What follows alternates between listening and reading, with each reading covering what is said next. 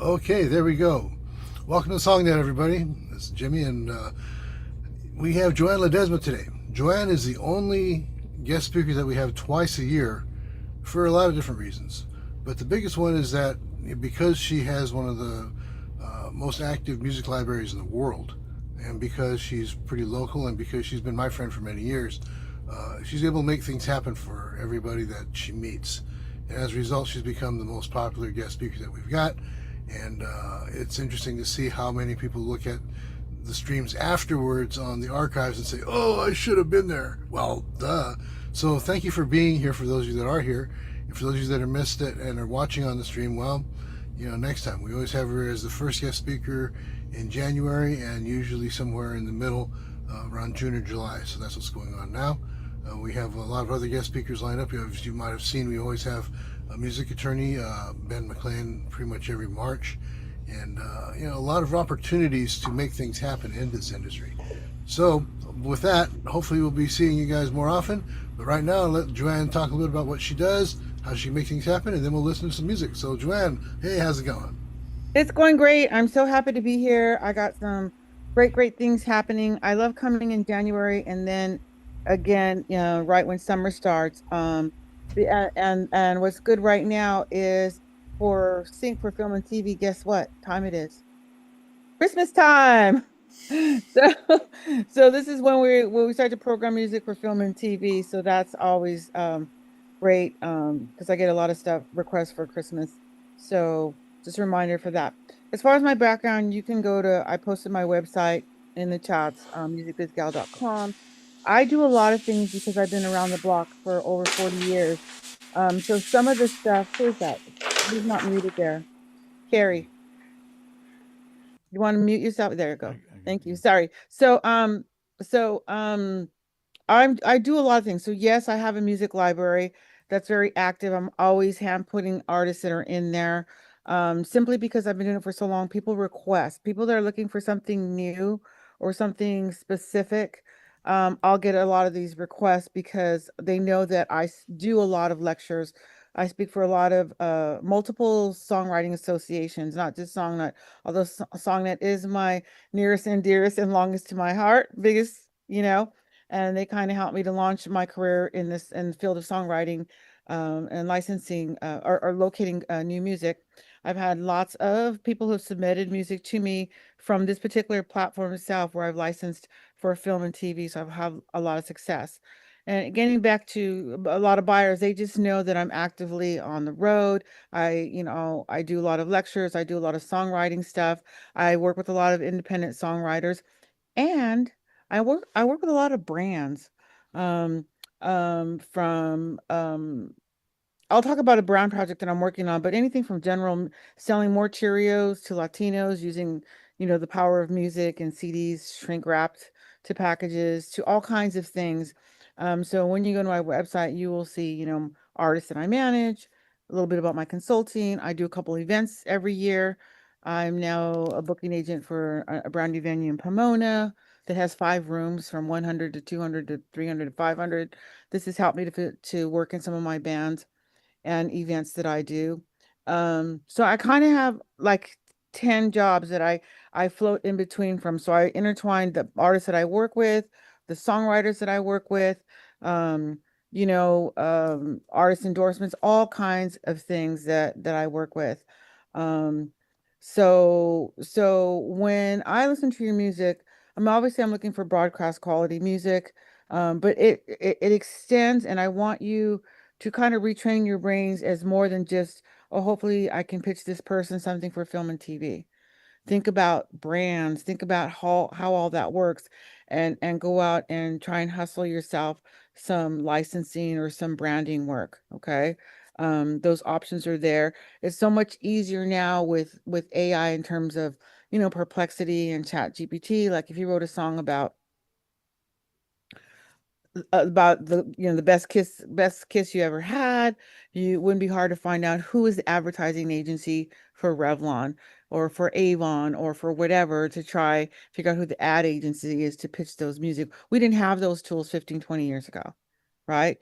I have a pop artist who I met from here, I think, Her name is Kelly Grandmason, and she's got this new album coming out that I'm working with. It's a like a pop 40.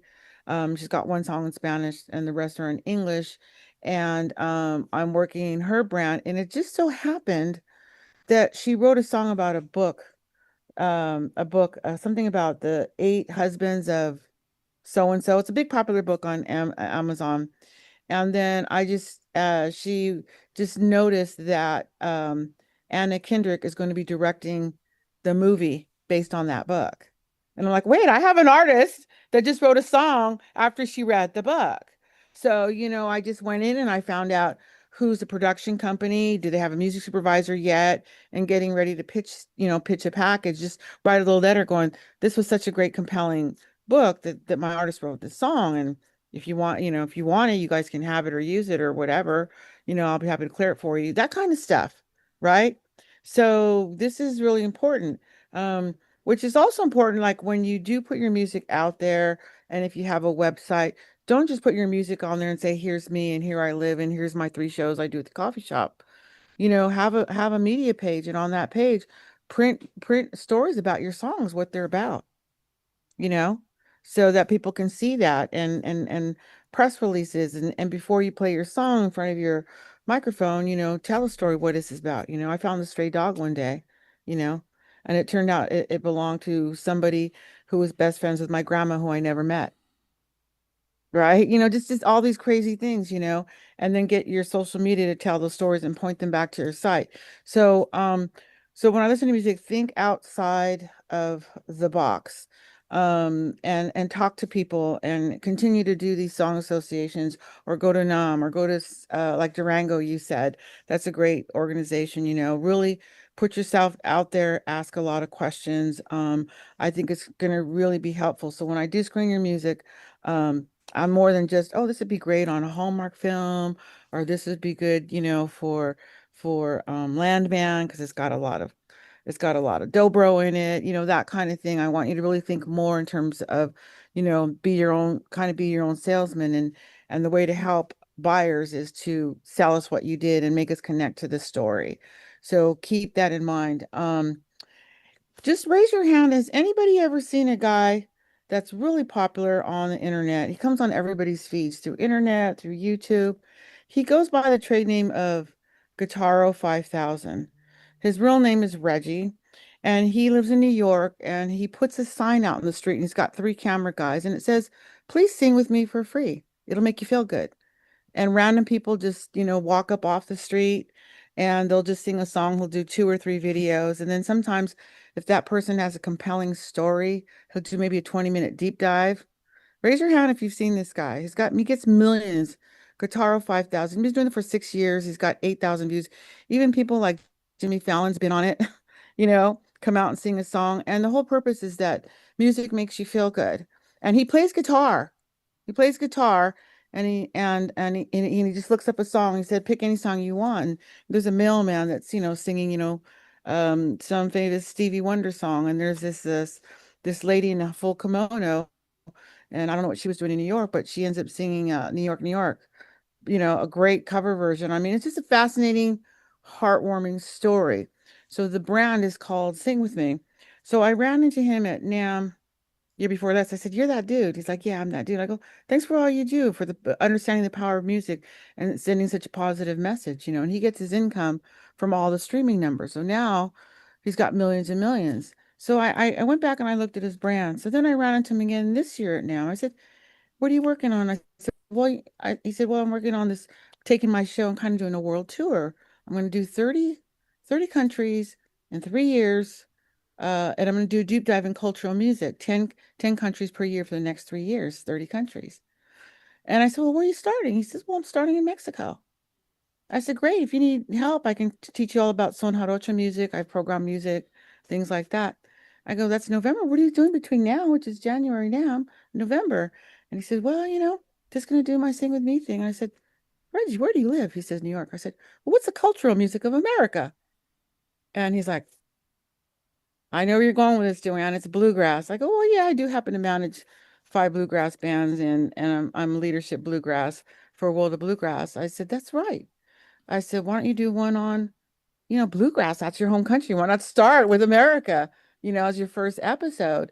These are just casual conversations. He says, it's a good idea, but I don't know anybody, and it takes a lot of money, and it's like $2,000 per video to edit, whatever his costs are, and he goes, and I really need sponsorship. He goes, so, and I was like, okay, I think I can help you. So I thought, oh, there's associations, but they tend not to have money because they need money, right? Associations are usually 501(c)s.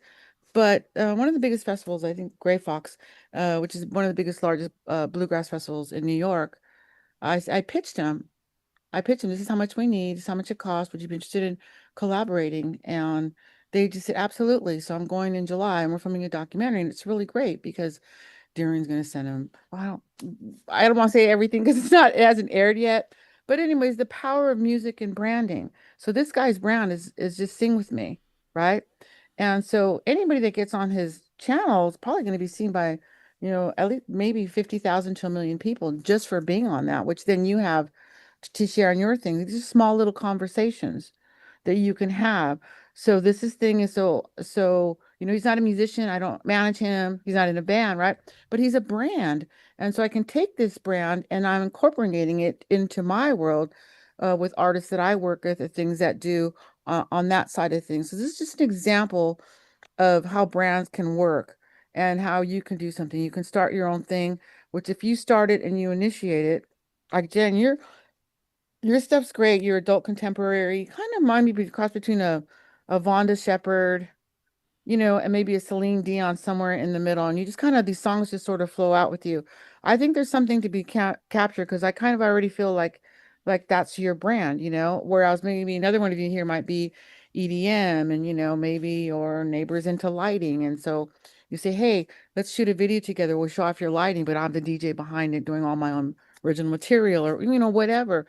So kind of think outside for brands because I'm a very unique individual as far as it comes to branding and the power of music and licensing music beyond just film and TV, or even just building your own brand. There's a lot of artists like you that have full-time jobs and want to just know how to sort of go viral and run your big four, which is Instagram, TikTok, YouTube Shorts, and Facebook, and just develop a lot of numbers so that you get these monthly checks, right?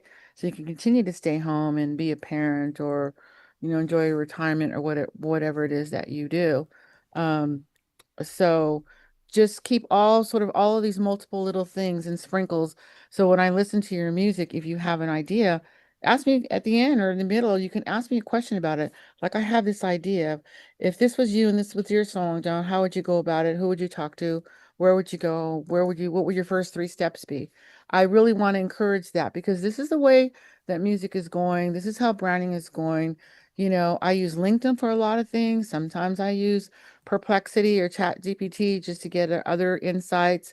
Sometimes I still look at Billboard to see what's happening, or other charts. Find out how you can get on other charts by turning in your playlist live. How many people in your play live?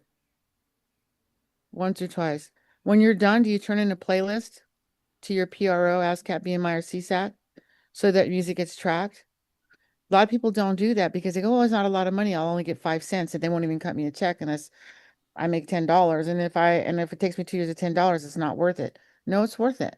Because you turn in your playlist and you do 10 songs at Hotel Cafe, and 4 of those are your originals. What information must you enter into your into your PRO? What information are they collecting? Where did you play? Right? Location. Think about that for a second. Location. What songs? Oh, 3 originals. Okay. Were you the opener? Were you the headliner? Did you play 3 days? And then say, oh, I did a weekend tour. I did a Thursday, Friday, Saturday, Sunday in Sacramento. Okay, now it's Sacramento here. I did this brewery, I did this pizza pub, and I did this cafe. Okay. And each one of them you did 4 of your songs.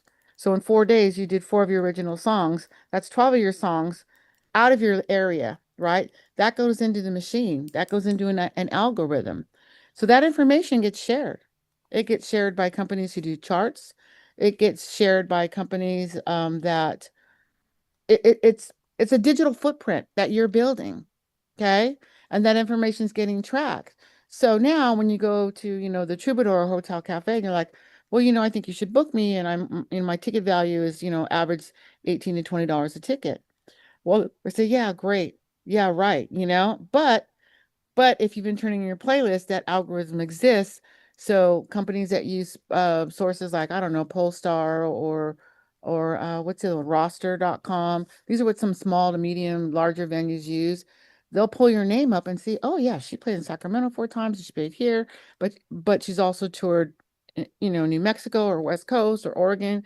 All this information gets collected. That's the information not getting.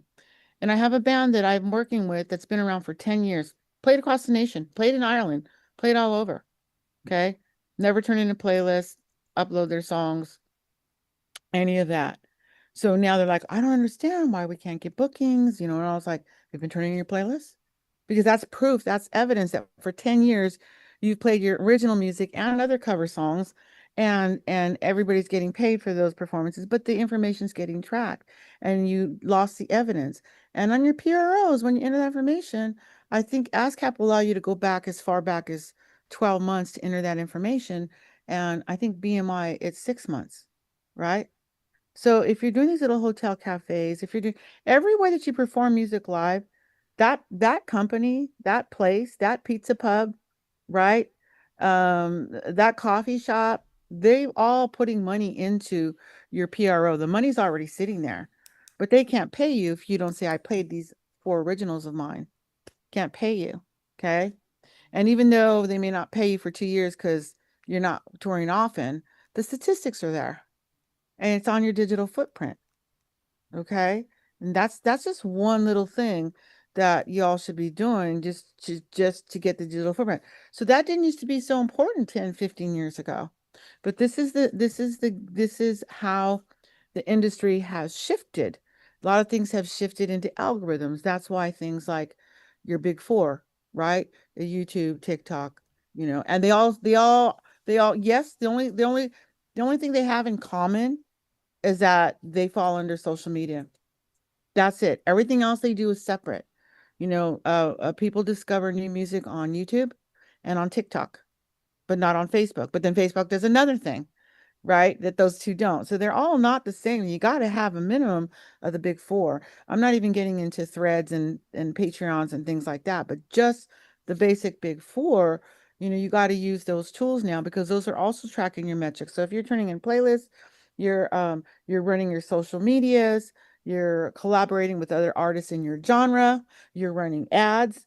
That's the new game of becoming an independent artist and getting seen and discovered and getting your numbers up and getting played.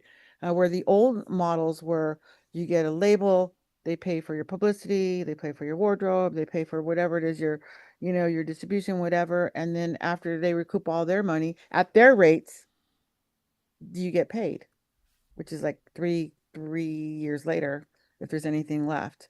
And you don't determine how much someone gets paid. If you're an independent artist, all my artists I work with are 100% independent, and we built the infrastructure. So the bands I work with, my high-end bands, we own everything. On my biggest band, they I constantly get offers for booking agents and promising we can book you at this festival, and this song. Like, we done all those already. Well, how'd you book them? On our own. So why would I give that other person 15% to have a booking agent if I don't need it? Right? All these other services. So, if you do and the way we do it and the model we use is build your algorithms and get your messaging out there.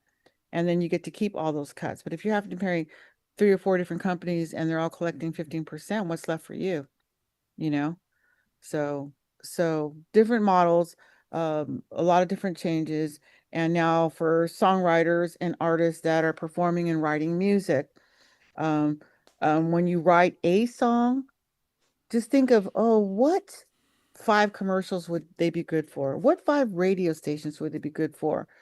What, put it into to an AI and go, I wrote this song. Name me 3 other artists in my field that are in my genre, and then go, oh well, you're like Charlie Puth or one of these guys, and say, where has Charlie Puth played independently in Georgia? I live in Athens, Georgia, right? And then it'll kind of tell you, well, they played here, here, here, and here, right? You can still get a lot of more information that wasn't accessible before. So I encourage you to use those tools, figure out, you know, what your brand is, because now it's all about the brand. A lot of companies, the big three, Universal, Sony, Warner, I don't think they don't have A&R anymore. There's companies like Chart Metrics, and there's another company that they subscribe to. They pay a lot of money, and it just goes, we looking for artists that has this and these kind of numbers and 10,000 followers and blah, blah, blah, and it goes, blah, blah, blah, blah, blah, blah, blah, and they'll give them out, and then they'll go and they'll sign that artist. There's no guy going to a club seeing their live show anymore, you know? So algorithms are important so you can control your own or not. And also, you want to know how, as an independent songwriter, how is your music doing? And am I pitching to the right people? And am I releasing the right music? I encourage my artists to go out and pay the $65 and own your own ISRC codes, independent song recording code, which is kind of like a barcode, or it's your stamp on that particular song master, that particular track. So when it gets out there, there's a report.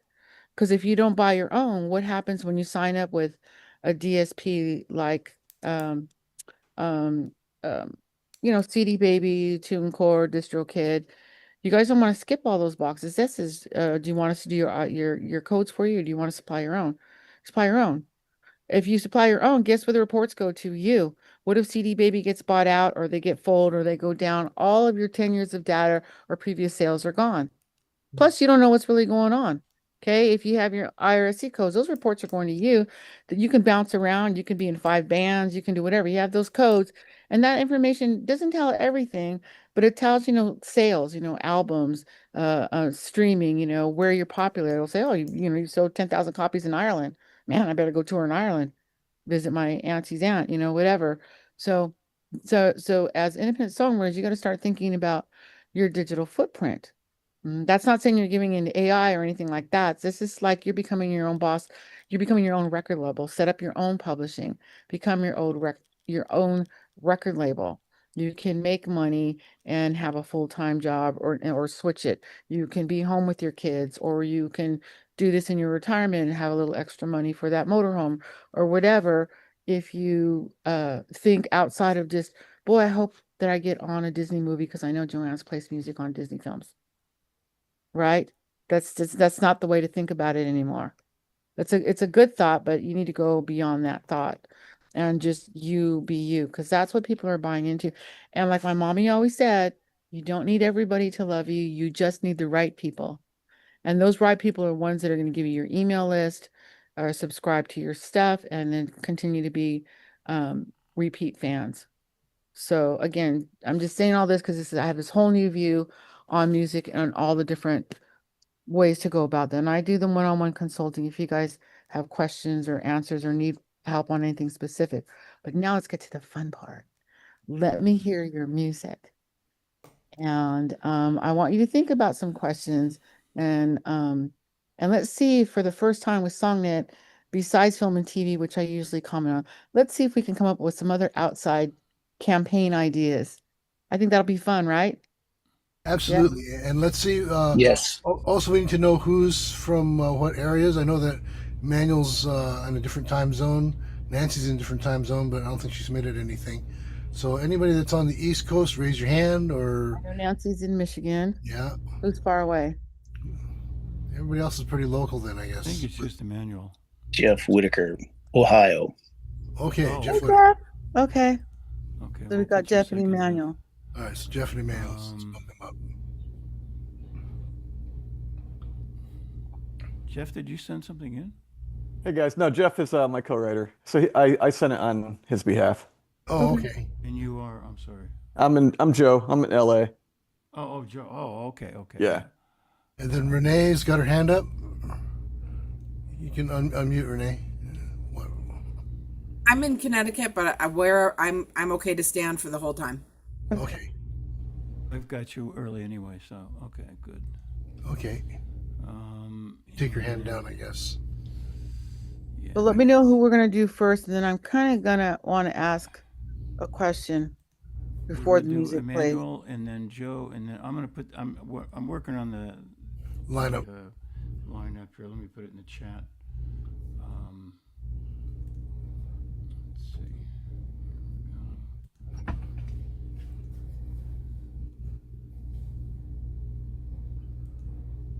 So Okay.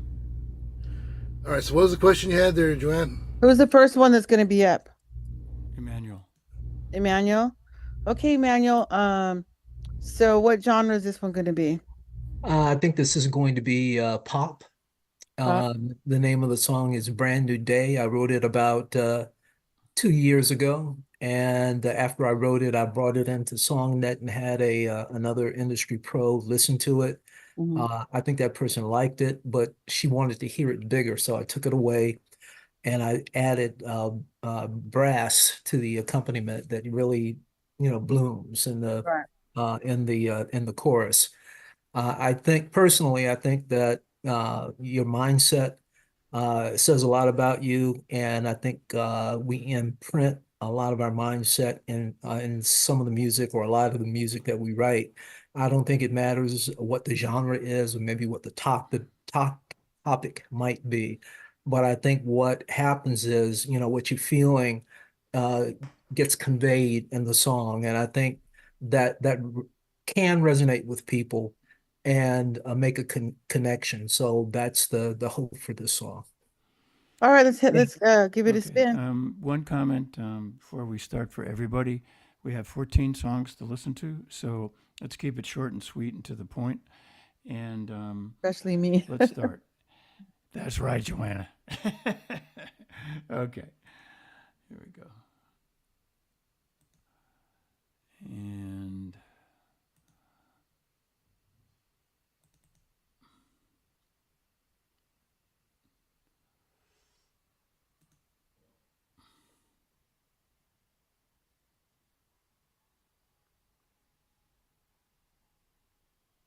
No sound. what? No Okay, sound. hold on. Sorry, guys. Let me give me a moment here. Where's the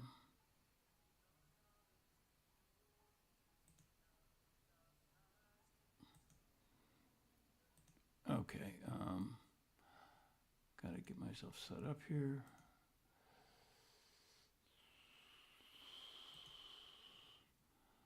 Let's try that again. Here we go. You hear it now? Mhm. Okay.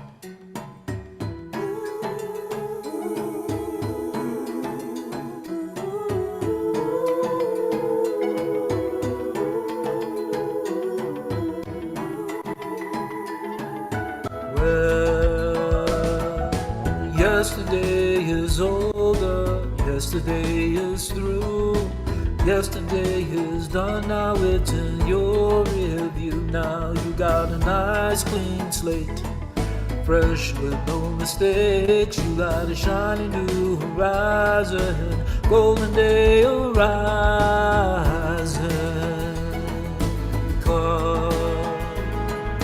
Because it's a brand new, brand new, brand new, brand new day. Brand new day. Fresh, sweet morning. You wanna get up, get going, wake up, rise and say, welcome, welcome, welcome, brand new day. Brand new day, brand new day. You can get through the morning, get through the afternoon. You can get through the evening, lit by the light of the moon. And nothing is too hard, and nothing is too tough, and nothing's gonna. Good job on that. I did notice that the first verse was a lot different musically than the second verse, where you pulled everything back, which gave it a lot more dynamic than the first verse. And right before he stopped it, I noticed he went real high for the first time, which he hadn't done previously. For me, I want more dynamic because this is like an anthem song, A Brand New Day. These are one of these songs that I see at award show or 501c, nonprofits, giving out their annual awards, that kind of thing, or just overcoming something difficult. So it's a very, fight song, like, the fight song.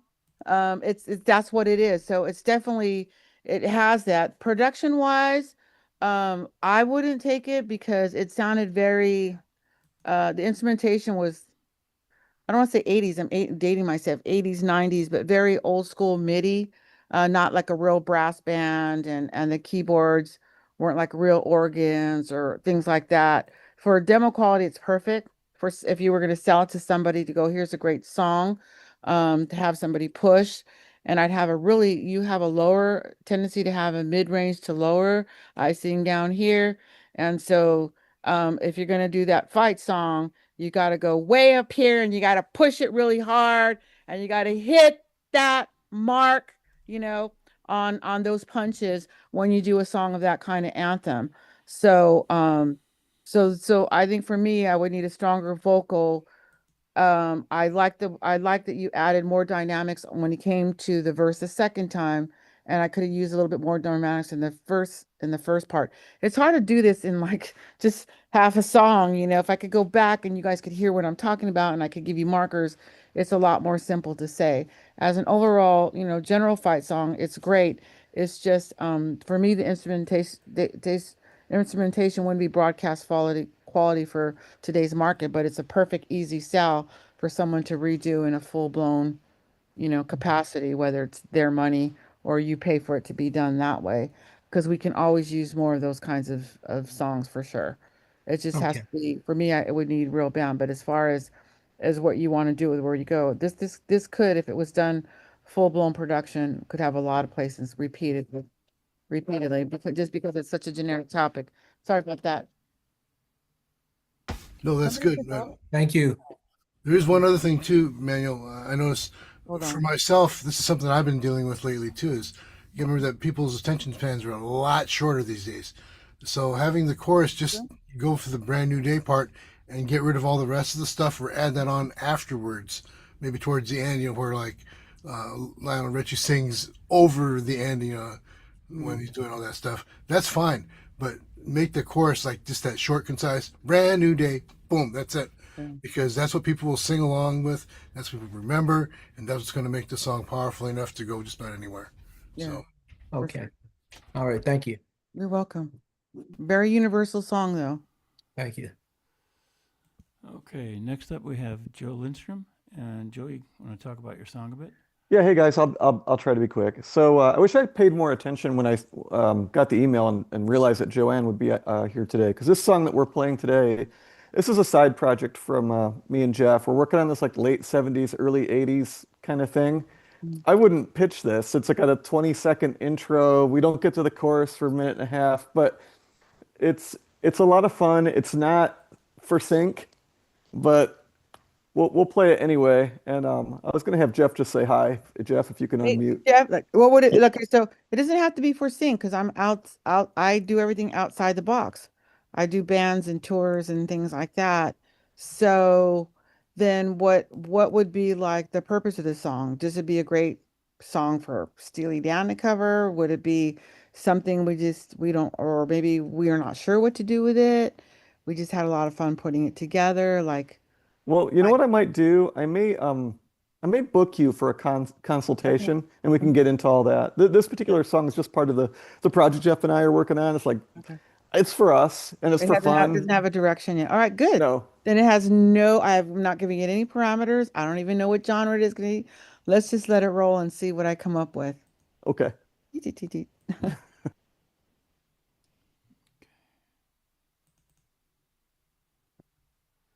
such a good-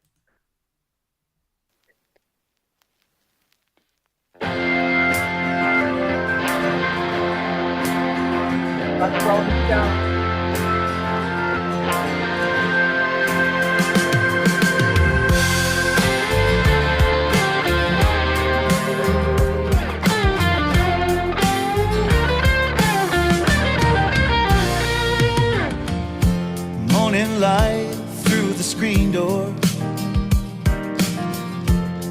distant rose of the pale sunrise, coffee turning cold again, while the neighborhood comes alive, and you stare out beyond the drive once again.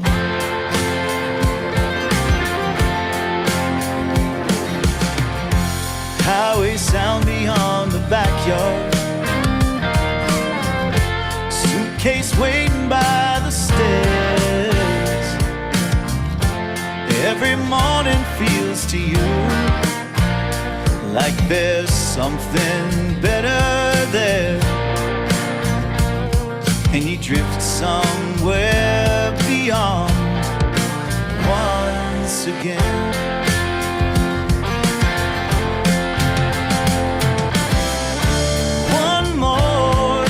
September coming down, street lights fading into dawn. One more night of talking low.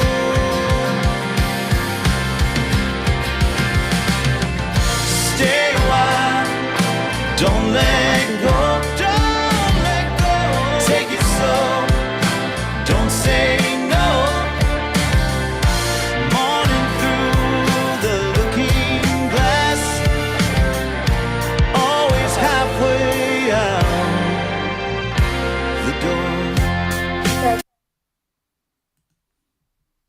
Thank you. Sorry, I had to get I wanted to get I normally don't listen to that much, but I had to get to the pre-chorus and the chorus. Um so I mean it's a great song even for today. When I heard the music before the vocal came on, I thought this is great. This is like kind of new rock, which people are going back to the old sort of 70s styles, but with new, more modern production. So this could easily just be like a rock track, except when the vocal came in, it was more softer. So it reminded me of the whole soft rock. So I got this great rock guitar coming in. Man, if I would have had like a Black Crowes vocal in there or something real that edgy stuff instead of more of the like you have a like the vocals are very Ambrosia, right? Little Yeah, River yeah. Band, that. But then I had that rock. So I could see where you're going with the 70s sounds, which is fine, and we're missing that. And I think that's coming back. I've been listening to a lot of America and Little River Band and Ambrosia and thing like that because people are missing those guitar licks and those intros and that kind of thing. So there's nothing wrong with putting something out like that today, and I think people are hungry for it again. Well, that's fun. That's really good. It's funny you mentioned Little River Band because when me and Jeff were writing this, I was like, I hear this as a Little River Band song. Yeah, totally, totally. And that stuff's coming back because it's real instruments, it's real singing, it's real guitars. After the EDM and hip hop completely, just devouring the majority of the music for a very long, long time, at least 30 some years, right? I'm going to events and festivals. And a perfect example. So when I work with Water Tower Band, okay, bluegrass band, they do old time field tunes, they do Flats and Scruggs and do Ralph Stanley, but they live in Echo Park. So a lot of their original song is not about Appalachia. It's about tacos and street life and things like that on bluegrass instruments. They also happen to grow up with Green Day and they do Green Day and Rancid and Velvet Underground covers, right? In between their songs. So now they're a bluegrass band performing like at Warped Tour, right? And doing on these influences. But what I've noticed is that for the last 3 years, everywhere they go, the 30 and under, I used to think it was 18 and under, but it's actually 30 and under that don't see guitars or mandolins or banjos or flat picking. Everything has been pre-programmed. And so there's this huge hunger, and the younger generation is devouring things like vinyl. Like, why didn't you tell me about Stevie Wonder? You know? And like to us, we take it for granted, right? But the 30 and under crowd, if they're not in music, they don't understand this. And so getting back to what you're doing, it's really good. It's just when I heard the soft vocals, I was hoping for something a little edgier because it was so rocky and so good. Um, and I love the guitar licks and just the traditional sort of rock sound. And there's a lot to do with that. And whole album of that stuff. There's a whole new generation that's getting into Steely Dan. And if you see some of these videos of these kids with their parents listening or dad playing them a record, And they're like, oh, Dad, why didn't you tell me about the Doors? Or why didn't you tell me about the Black Crowes? Or why didn't this whole thing? Because these kids are growing up on a lot of electronic and hip hop, which is beats. So they don't get to see the technology and the artistry and the musicianship of what you're doing. And that takes people right back because that sound, it's just like it's like an antique, but a modern antique. The good thing about what you're presenting is that it's done with a more modern production style. So it doesn't sound like tape, right? Or things like that. It's got a lot more, it's a lot more clean. So that has a lot of potential. Yeah, we should But, talk for well, sure. thank you so much, Joanna. I'll get a hold of you, and Awesome. I'll let you guys continue on. Thank you. Awesome. Yeah, and Good real job. quick from me too. Right away, I saw there's a lot of imagery in the lyric already, so Mhm. you can pitch that. Like it feels like traveling. Like Mhm. the old cigarette commercials with the Mhm. Marlboro man that dying of cancer. But Mhm. anyway, no, I mean he's like the whole idea is that because you've got all that traveling on there, you can easily pitch that to like any travel service and say, hey, Mhm. we could kick up your numbers by putting this song in there. Maybe you're pushing like a cruise line, or you're pushing a Mhm. package deal with an airline going to like the Grand Canyon or something, get that sort of a feel. And there's plenty of those independent people like we're talking about that are already branding themselves that need what you've got going on right in that song right away. So all you gotta do is reach out, and most of these guys are small enough where they don't have a budget, but you can fit their budget. Remember that. Mhm. Yeah, so Think about this as well when you're writing the song. You know that song, Nights Are Forever Without You? Yeah. Cruise ships travel, right? Imagine that as a commercial for a cruise ship or for a Good Sam campgrounds across the nation. I just joined Harvest Host. I just got an RV, a van, and like just so that thing. So that's the same thing. Okay, but the message I'm trying to say, and listen, everybody listen to this very carefully. When he goes to upload this song, what else is he going to say? He's also going to say at Little River Band, at Ambrosia, at Travel Music, at Destination Music, right? These are all the ats and the collabs and the things that you want to request. Okay, if you have that similar sound. So if what's it going to hurt if you release that song up there with the lyric video and something kind of moving? Just it's not that expensive to do a lyric video. And then in your comments, you put at Riverband, at Ambrosia, at Poco, right? At, Fleetwood Mac. Maybe one of them will say yes, and they will collab with you on your Instagram and share it. You only need one. But and those are the playlists you want to be on, right?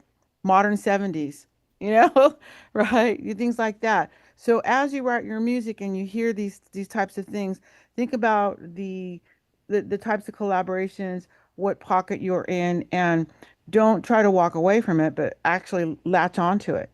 Latch onto it. And then when they see it, they're going, wow, but this is a young band, you know, and they can still hit those notes and things like that. So you're the next generation of that. So lean into that part of it. All of you songwriters, no matter what genre, if you're doing, house or drum and bass or whatever you're doing or blues, lean into what you're doing and don't be afraid to reach out to artists that you admire, and they may admire you back and share your work. So now you're grabbing onto their audience and you're finding a home for where you belong. Keep that in mind. Man, thank you for that feedback, and thank you too, Jimmy. Thank you. You're welcome. This is Jeff Whitaker. Thank you also. You're welcome, Jeff. Yeah, Jeff's a vocalist on that song, by the way. Good job. Okay, next we have Renee Lessard. And Renee, want to talk about your song? Sure. Hi. My song is called Colors Bend. It is written by me, but sung by AI because I do not sing. And it's an indie alt song, alt rock song. It's about being resilient when you're changed by life's experiences. And the song uses light and glass as a metaphor for how damage and healing can reshape you rather than keep you permanently broken. I love that story. I hope that you have that, on when you post it in your paragraphs or wherever that is. All right, let's give it a spin. Okay.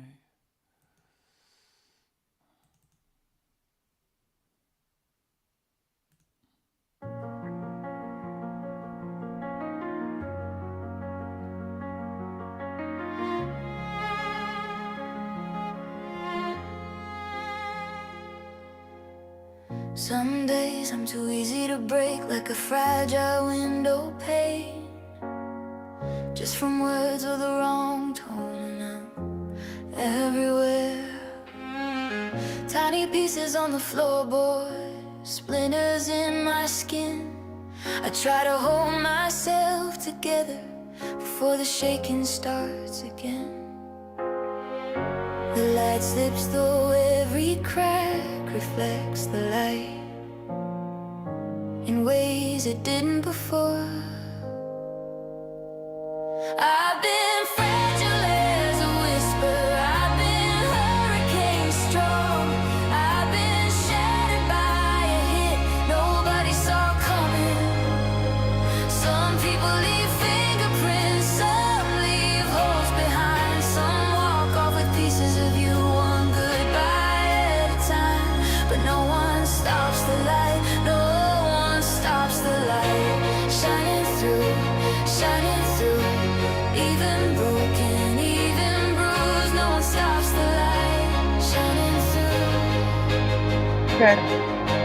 Some breaks heal like stains. Really good. Boy, AI is getting better and better and better at what they're doing. Yeah, the spectacular songwriting, spectacular lyrics. Um, you if you do a lot of these, Renee, there's a lot of people in this room who could also just sing it for you live for a small buck, I'm sure. So you can also consider having one, two, or three people, male version, female version, different people sing this and have three versions to pitch. It's got a really strong message.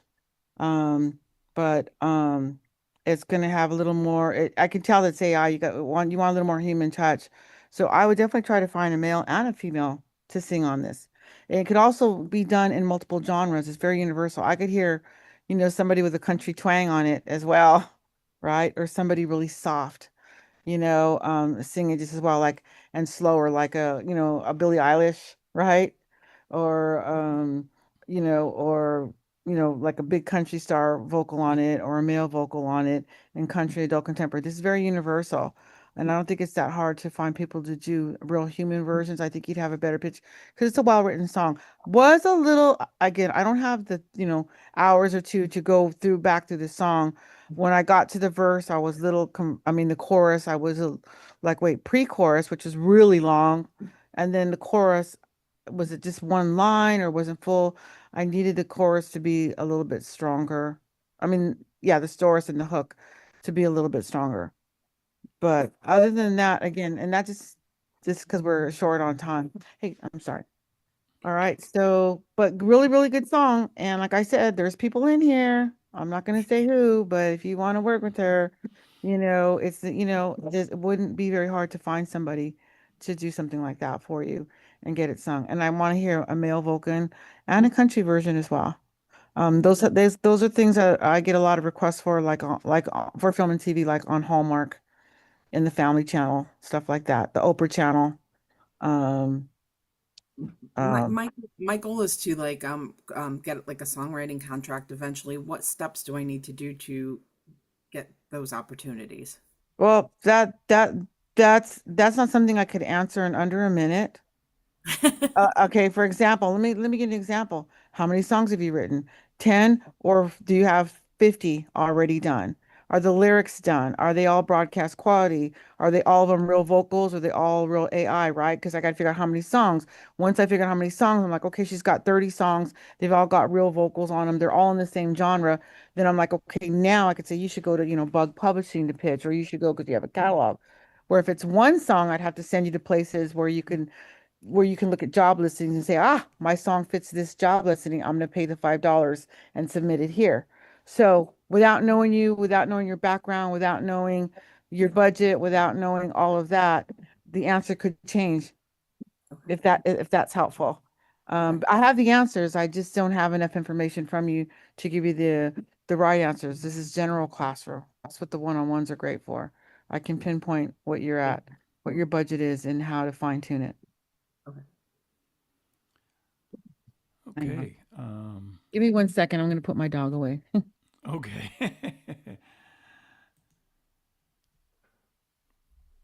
Will you still load whoever's up? Who's up next? Jen Waters is up next. Right. So cue that up. And This is California, and we've got coyotes outside. So, Oh. beg your pardon. we had a mountain lion the other day in our neighborhood. Really? Yeah, Oh, no, yeah. we for About some 5 reason blocks from where I live.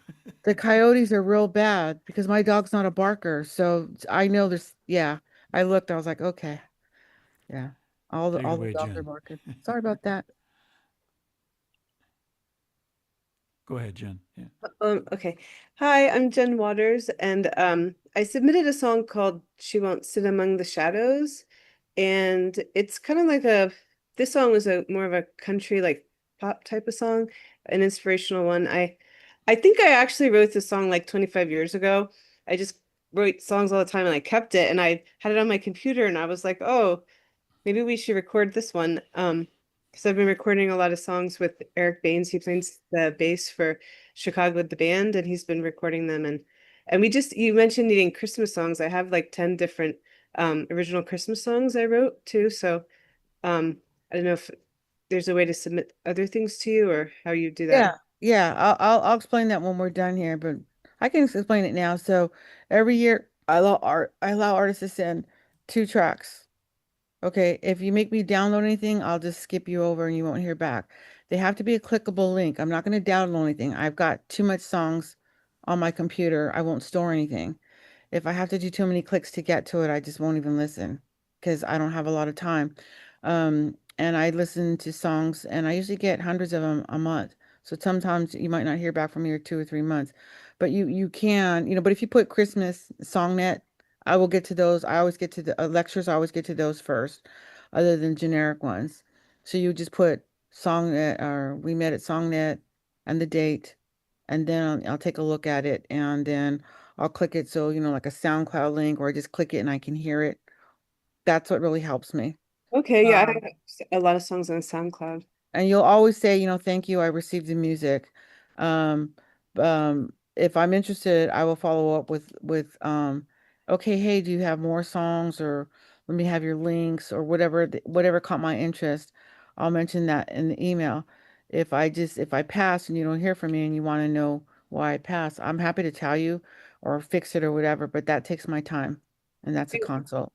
Do we send that through an email or your Yeah, website? my email. I posted my email in the chat. Oh, okay. Yeah. Okay. Okay. So let's give it a listen.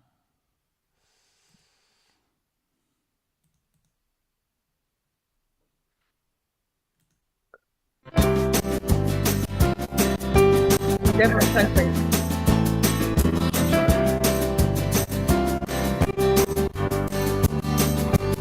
She has 2 children to feed.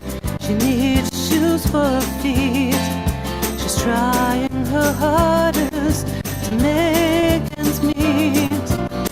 Her husband works too hard and doesn't get that far. Each morning she faces an empty money jar, but she won't sit among the shadows. She won't let her heart grow cold. She won't sit among the shadows. Pride overflows from the love she knows. She keeps watching nights. She never Okay, good. loses sight. Good job. Definitely good job. The instrumentation is definitely very country. The vocal delivery is not country. But it's not that hard again to find somebody with a country voice or flip the music so that it's not country. Either or, different both versions would work. The chorus didn't stick to me. I would repeat it. The last line of the chorus, repeat it one more time. Just to solidify it.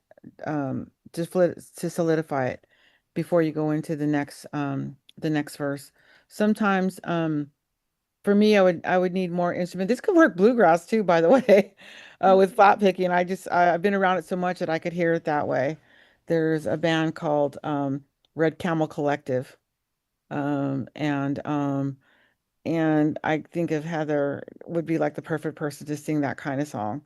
Um, yeah, so it could work in different genres. But again, just strengthen the hook on the chorus by repeating the last line twice, and then maybe add more dynamics because it's very sort of just um like demoed. It's just the drums, thing. I'm not hearing any fiddle, or I'm not hearing any guitar.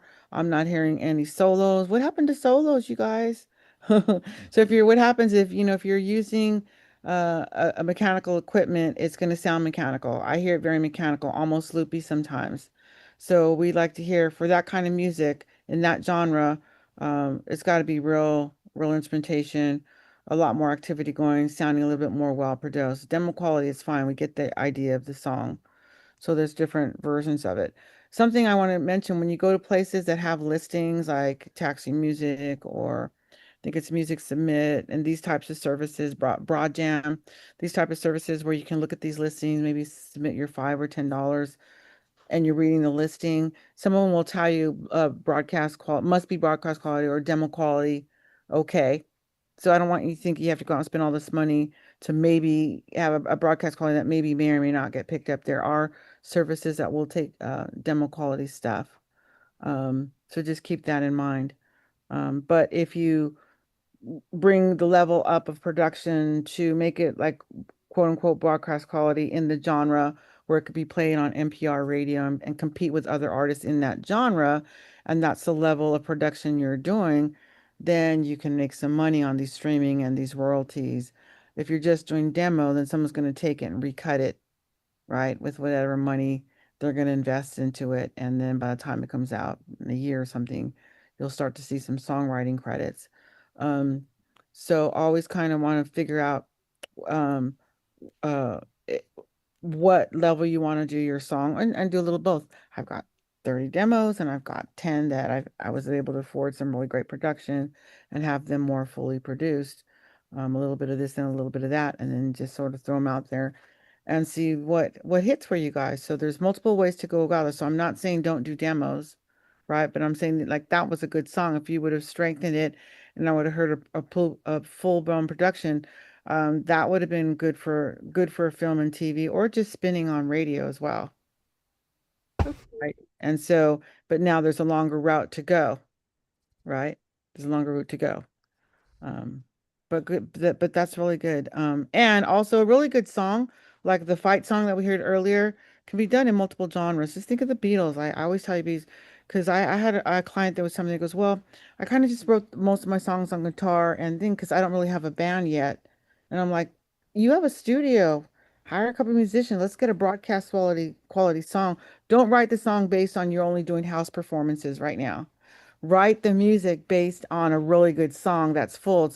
It's better if you write one really good song that's really well done. And if it's well done, it can be done in multiple genres. When you think of a Beatles song, we've heard them in jazz, and we've heard them in, country and all these other different ways. It's a really good, well-written song supported properly and with a with a really good production. Um, can have lots of wings. So don't focus on like, well, but I mostly do solo, or I don't know how to play the flute. So I thought it'd be good with the flute, but since I didn't have one, I don't know how to play one. I just use the organ on my keyboard. Like, no, if you think it's going to sound with the flute, it's worth it to pay somebody the $100 to come in and do it that way. You know what I'm saying? So just think of all of these qualities that you have. If you're writing a bunch of songs using the same instruments, the same guitars, which I'm working with another client, and I'm like, your voice is so strong and so signature, that if you think like of a John Mayer, it doesn't matter what he's singing, he's John Mayer, and you know his voice when you sing it. Stevie Wonder is that voice. So it doesn't matter what genre he's in, we know it's you. So since we know it's you and your voice is so specific and everybody and so identifiable. Um, and then you're using the same instrument. Now everything you do is all going to sound the same. So yes, I know you're a guitar player, but you've got four other guitars sitting behind you. Use the dobro, use the 12 string, maybe write in a different key, maybe make one faster and one slower, because sometimes that'll work against you if all your songs and if your voice is so strong and all you play is one instrument. Now all 12 songs are going to sound like one long song. right? But if you write a fast one and a slow one, and this one's in B flat, and this one's in A minor, this one's a shuffle, this one's a waltz, right? And that will help to protect you against one song sounds the same because I have this same voice that everybody recognizes. So kind of keep all those ideas in mind when you're creating your music and your songs and you're thinking about genres. Don't just write for, well, this is what I do now. Just think in terms of I just want to write a really good song and test your audience, play it back for people who've never heard it halfway through and say, "Hum me back the chorus." Yeah, Maybe. also one of the things that I noticed is that the lyric is kind of dark, and prosody is an important part of it. Are you familiar with prosody? Me? Or you're Yeah. asking me? Yeah. Mm. Possibly, Yeah. uh-huh. So yeah, the lyric is kind of dark. So in my mind, I was thinking, like Joanne was talking about, uh, changing the thing around so that it really means something like "Ticket to Ride." The Beatles did it. It's happy. It's up. But you look at the lyrics; it's dark as hell. But then if you realize how Karen Carpenter did it, it tears your heart out. Mm-hmm. Same song, everything, but entirely different feel and arrangement, and it makes the difference because now all of a sudden the Karen Carpenter version grabs those lyrics, throws them in your face, and says she's got the ticket and ride, and she don't care. Right? Mm-hmm. Powerful stuff. So that's one of the things that you could do with that song too, because it's talking about that. It's like, yeah, well, things are Absolutely. tough, you know. So Absolutely. make it sound tough. So anyway, Absolutely. yeah, okay. Thanks for the suggestions. You're welcome. Okay, next we have Victor Emerald. Victor, you want to say something about your tune?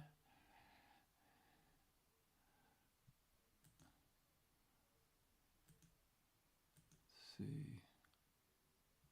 Victor, are you there? I don't hear him. I see him, Victor? but we see you, Yeah. Victor. We don't hear you. Can you hear me, Victor? Maybe he's muted or something. He's not muted, but You want to say anything, Victor? Okay.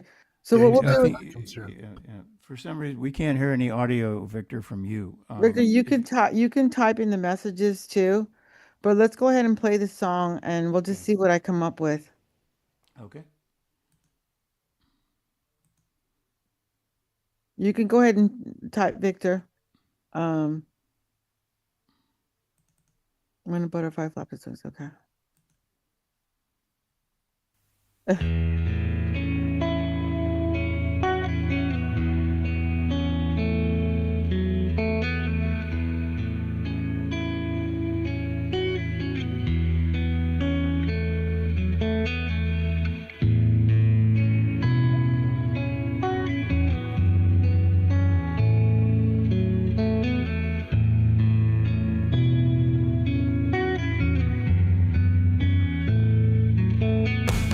I'm sitting here in the room, wondering if I was in the wrong.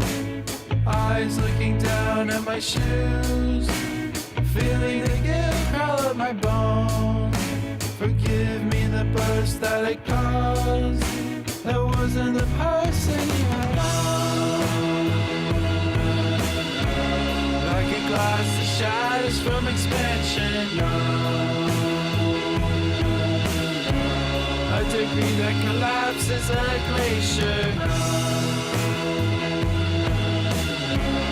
Or the air that feels an explosion.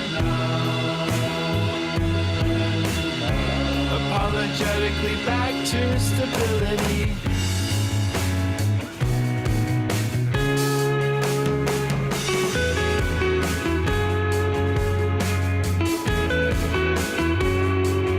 Okay.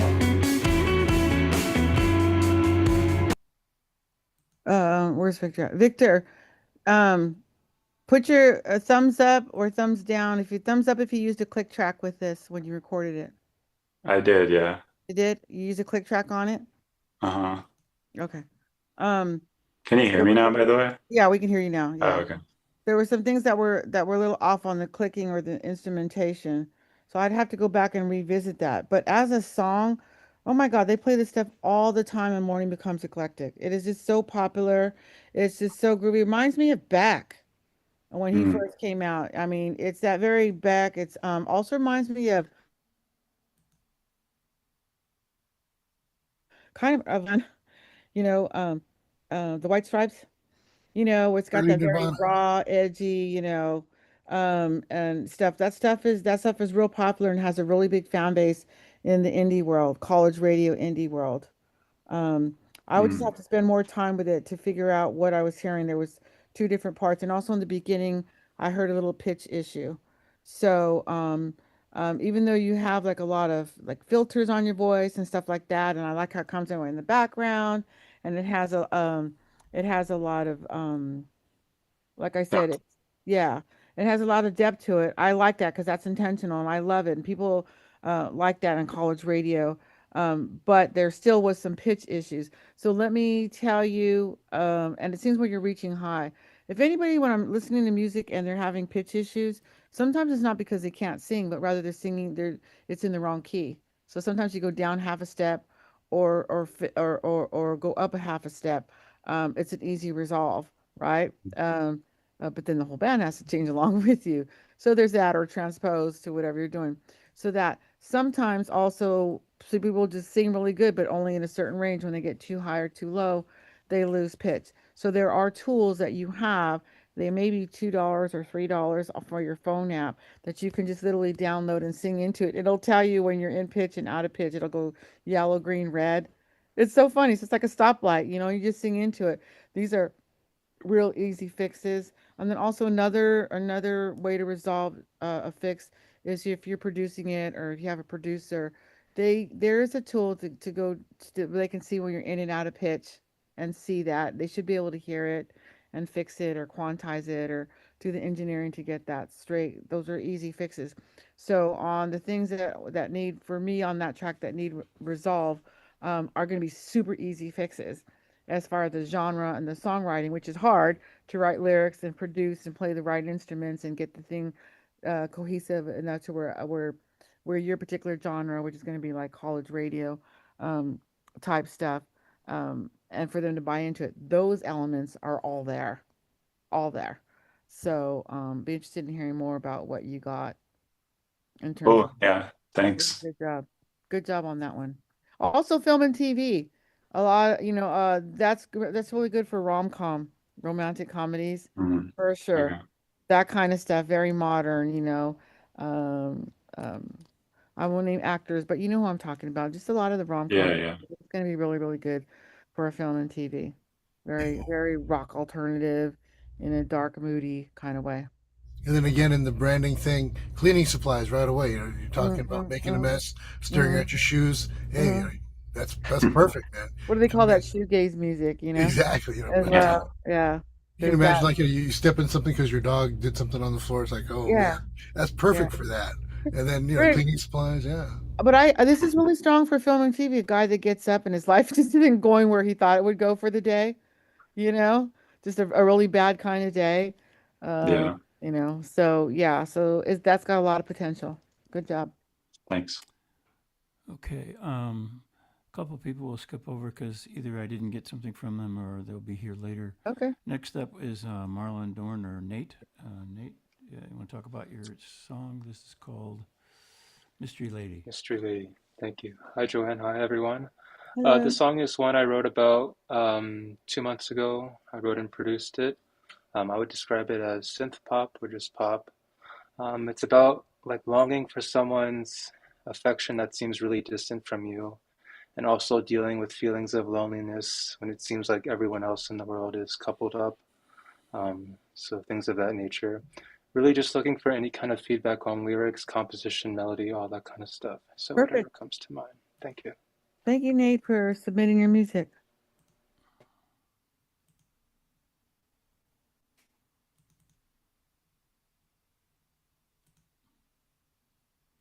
Mystery lady in the summertime,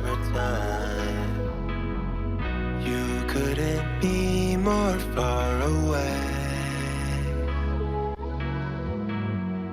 These months and years, they keep on passing by,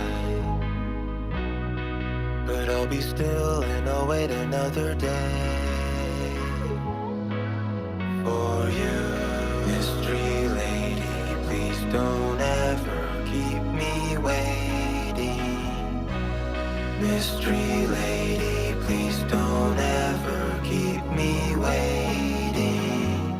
Mystery lady, you've been good to me, but you couldn't be more hard to read.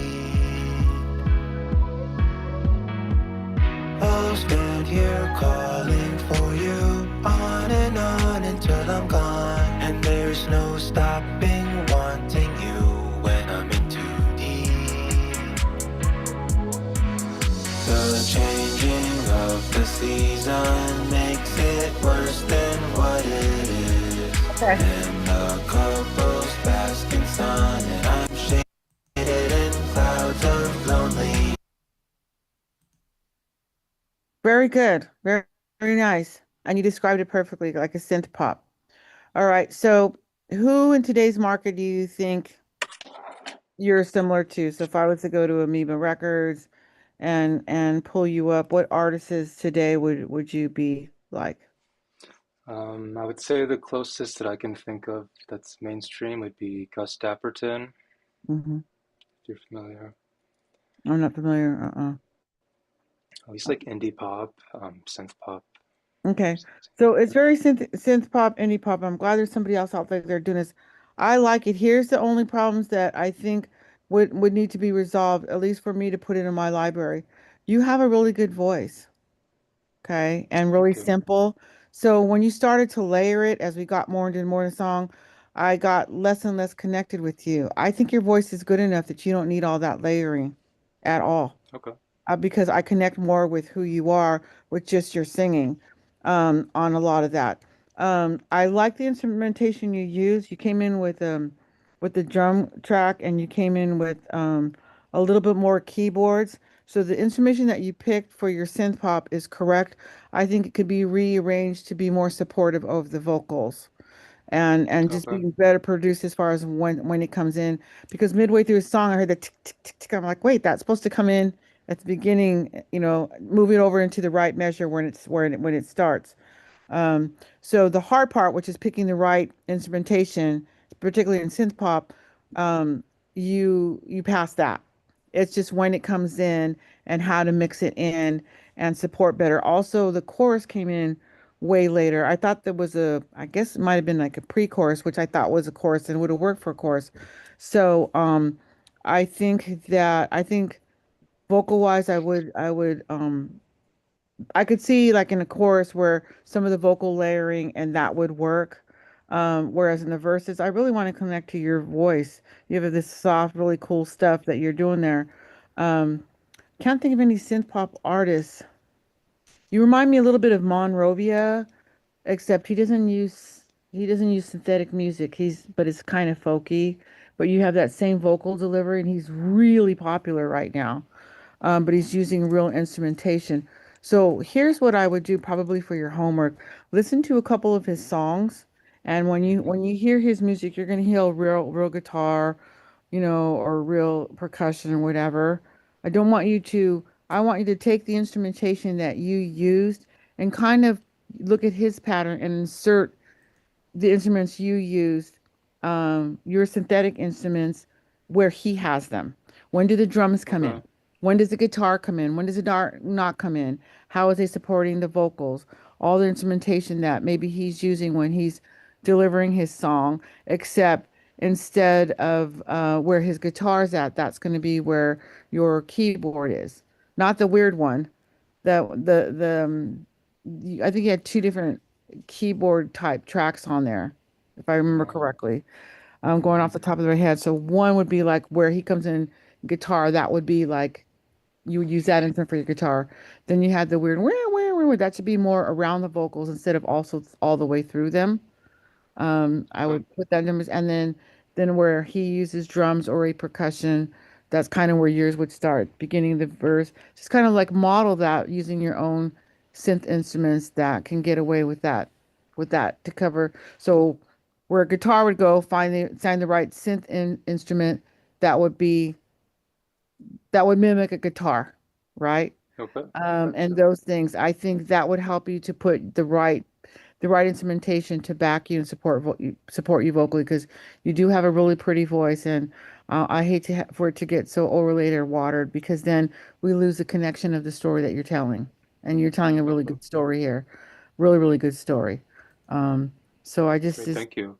yeah, polish The up the name was production. Monrovia. I'm not familiar. Mon, M-O-N, Yep. and then Rovia, R-O-V-I-A. There's other artists like Okay, that. gotcha. And you have four very simple instruments that you're using. You could actually probably do more, or maybe partner up with somebody that can do this kind of work as well. Don't be afraid to partner up. Somebody goes, "Oh my God, I have the right idea." Just try this with Upstart or with Fiverr or with one of your friends that you know that does electronic music, and go, "Can I send you my vocals and then you send me backing Yeah. tracks and see where they go with it too?" Right? Okay. Right? Unless you play guitar, unless you play, mandolin, or unless you play bass, and unless you play drums, it's kind of hard for you to try to imagine where those really should be properly placed, if that's Gotcha. not something you've been doing for a long time. Does that make sense? Yeah. So, but listening to Thank other you. people's music that's similar to yours and finding out where those are placed is going to help guide you to where they should be better inserted to help lift up, because it's a very vocal driven song. Your music's very vocally driven, your storytelling. So Gotcha. we want it to be supported. It's Okay. not like EDM where we're just like singing a couple lines that go with them. It's driven by the music. Your stuff's gonna be visioned by your vocals. Great. Okay. All right. Thank you. Good Appreciate job it. on that. These are all really, really like on the verge of some big stuff. All you guys here so far. Awesome. Thank you, Nate. Okay, next up we have Carrie Schwimmer. This is called Loner. Carrie? Hi, everybody. It's my first time to this group. Nice to be here. Loner is, I don't know what genre, but it's a mood song. And it's about a loner who kind of knows what he is and who he is. I've written a lot of music on this. I have a drum track, but I play and sing everything else. And I have a really wide range of music that I play, anything from alternative to rock to country to meditation, everything in between. So yeah, I just hope you like it. Hey, all right, let's see what Carrie's got for us all.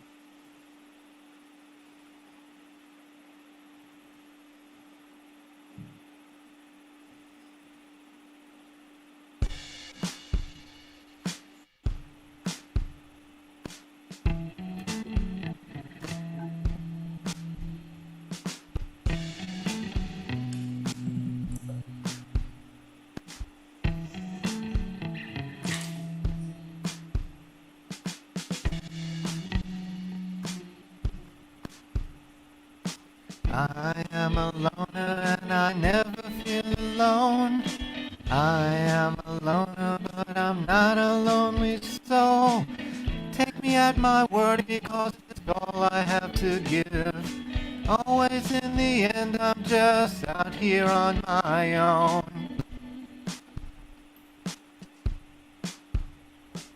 My world is full of random tables and chairs.